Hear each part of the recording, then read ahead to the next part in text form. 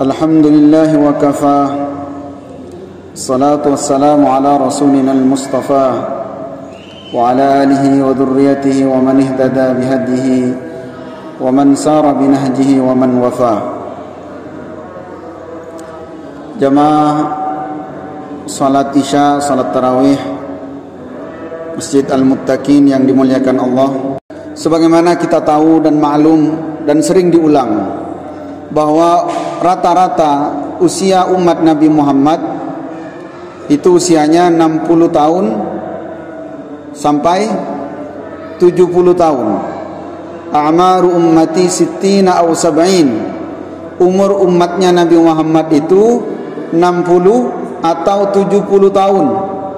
Wa qalilun ma yujawiz dzalik. Dan sedikit sekali yang bisa melampaui 70. Rata-rata kalau sudah 60, 70 itu temannya penyakit. Sudah siap-siap, sudah Allah kasih peringatan dengan penyakit. Tubuh sudah melemah agar bertaubat kepada Allah. Kalau dipandang secara fisik, umat Nabi Muhammad memang pendek, usianya juga pendek.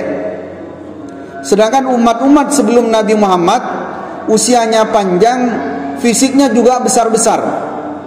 Dalam hadis sahih disebutkan bahwa Nabiullah Adam itu tingginya 60 hasta.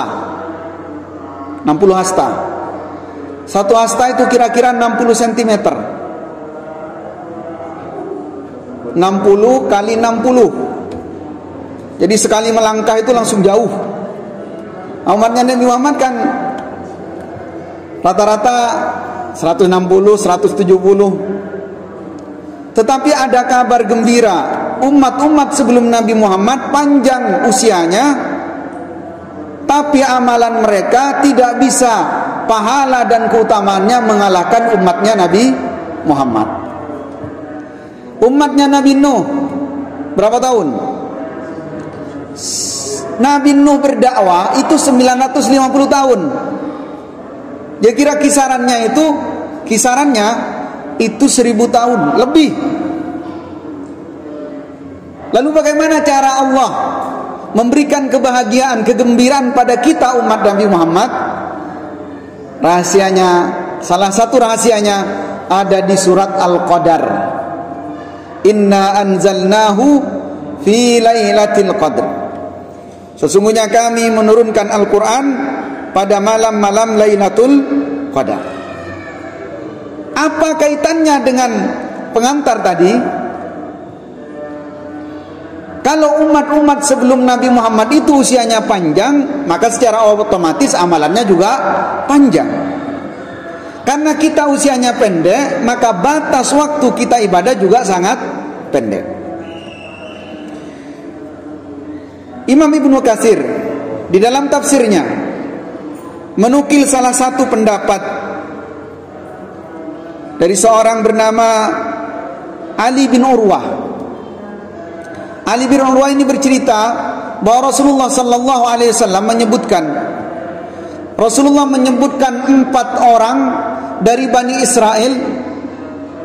Di antaranya adalah Nabi Ayyub alaihissalam, Nabi Zakaria alaihissalam, kemudian Hizkil, Nabi Hizkil ini Nabi, tapi tidak disebutkan dalam Al-Quran.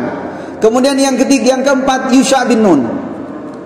Keempat orang ini beribadah selama 80 tahun, tidak berhenti. La ya'sullah, mereka tidak bermaksiat kepada Allah tarfata ain, meskipun hanya sekedip mata, tidak maksiat. Ibadah terus.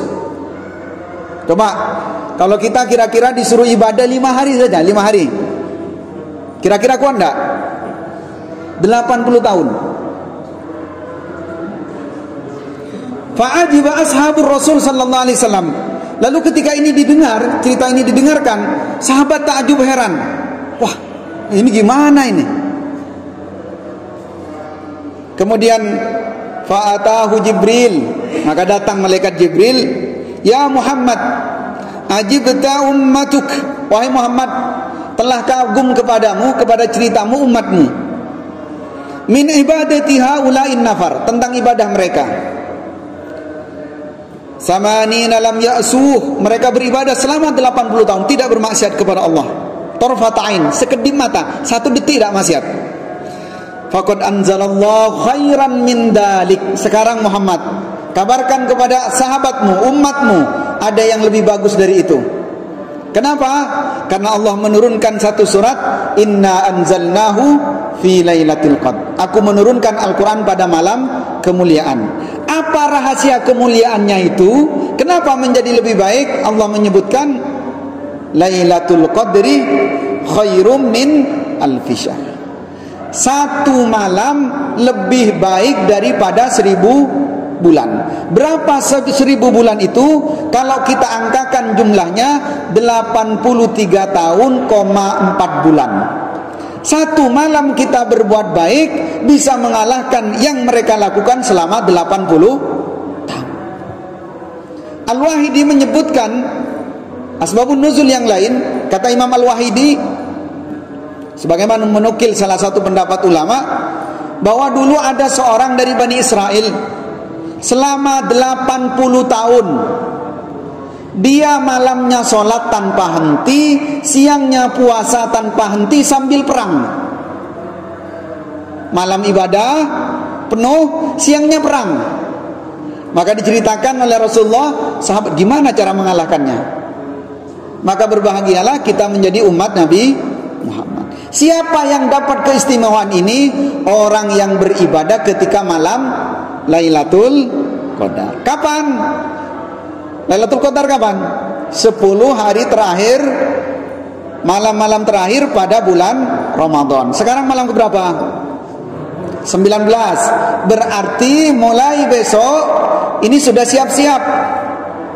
Saya doakan, mari kita berdoa, mudah-mudahan Allah mudahkan kita untuk beribadah. Karena kalau cuma begini, ini teori Pak. Ini teori Bu. Kalau kita cuma tahu, oh amalannya baik, tapi tidur, ya tidak dapat apa-apa. Ngobrol tidak dapat apa-apa. Maka harus punya niat yang kuat, dorongan yang kuat, sehingga Allah mudahkan. Intasdukillah yasdukka. Kalau kamu jujur, kalau kamu benar-benar tulus niatmu, pasti Allah mudahkan. Karena banyak yang tidak sampai melakukan itu karena tidak niat. Maka bapak-bapak, Rasulullah itu sudah dijamin masuk surga, dosa-dosanya diampuni. Apa yang Rasulullah lakukan 10 hari terakhir?